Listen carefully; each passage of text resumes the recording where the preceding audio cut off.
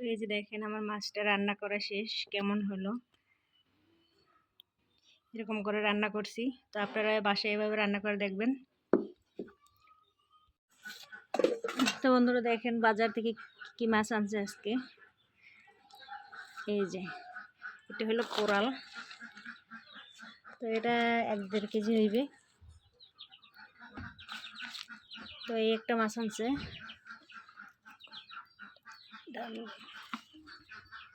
এটা হলো বোয়াল,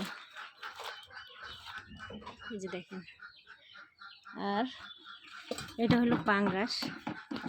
তো আজকে 3টে মাছ, তো এর ভিতরে আজকে এই কোরাল মাছটা রান্না করে দেখাবো।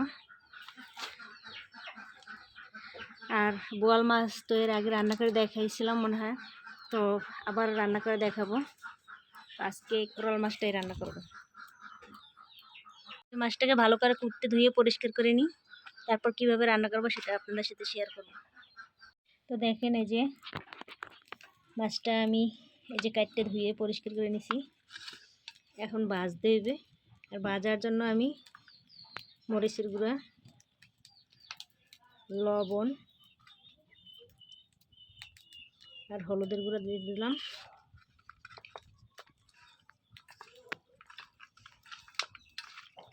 তোমার বাবার একটু ডাক দাও, যাও তুমি যাও যাও যাই ডাক দাও। তো মেখে নিলাম,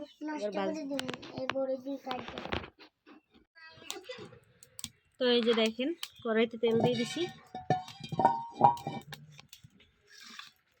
এখন এক এক করে মাছগুলো দিয়ে দেবো।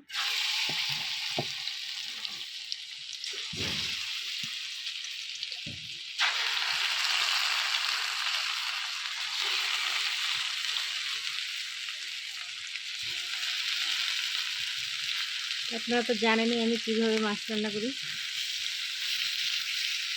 সবাই মাছের ঝোল খায়, কিন্তু আমি ঝোল পছন্দ করি না। মানে আমি কি আমার বাসার কেউ পছন্দ করে না।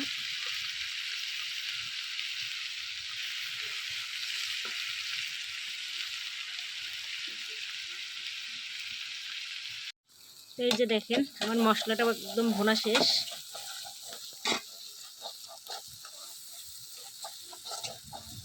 একদম নিচে লেগে গেছে, এখন অল্প একটু জল দিয়ে দেব। যেহেতু মাছটা ভাজা তাই অল্প পরিমাণ পানি দিলে এই যে দেখেন আমি কতটুকু পানি দিচ্ছি। তো এখন একটু সময় জাল দিয়ে নিচের তলানি এগুলো উঠে গলাইতে হবে, নাড়িয়ে দেখেন সব উঠে গেছে।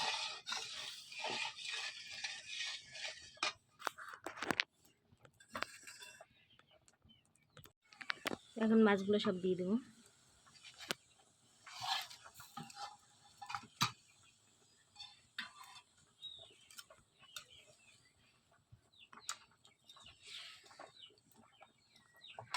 মাছটা কখনো এরকম করে খাওয়া হয় নাই, যদিও আমাদের বরিশালে অনেক প্রচুর মাছ পাওয়া যায়, কিন্তু এই মাছটা মানে বেশি খাওয়া হয় নাই,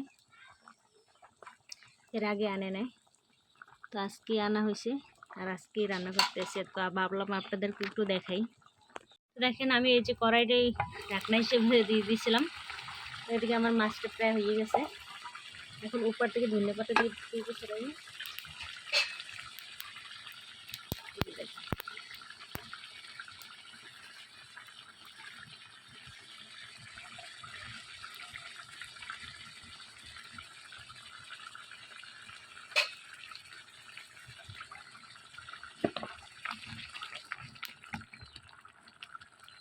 দেখেন কত সুন্দর কালার হয়েছে। দেখেন আমি এই কড়াইটা আবার ঢাইলে নিছি, কারণ এরকম চিকনে কড়াইতে মাছ রান্না করলে শেষে দেখেন ঢাইলে নিলে অনেক সুন্দর হয় মাছটা রান্না করা, একদম তেল ভরে হয়ে গেছে। তো কড়াইতে এত সুন্দর হইতো না, তো আমি এখন তুলে নেব। দেখুন কত সুন্দর দেখতে, এরকম করে আপনারা মাছ রান্না করে দেখবেন, খেতে দারুণ লাগে। মাছটা হয়ে গেছে, এখন তুলে নিলাম, একটু ঠান্ডা হোক তারপর আপনাদের দেখাই। তো দেখেন এই যে আমার মাছটা রান্না করা শেষ, কেমন হলো কমেন্টে জানাবেন। আর আমার চ্যানেলটা সাবস্ক্রাইব করে পাশে থাকবেন, পেজটি ফলো করে দিবেন, আর বেশি বেশি শেয়ার করে দেবেন। ভালো থাকবেন সবাই, আল্লাহ হাফেজ।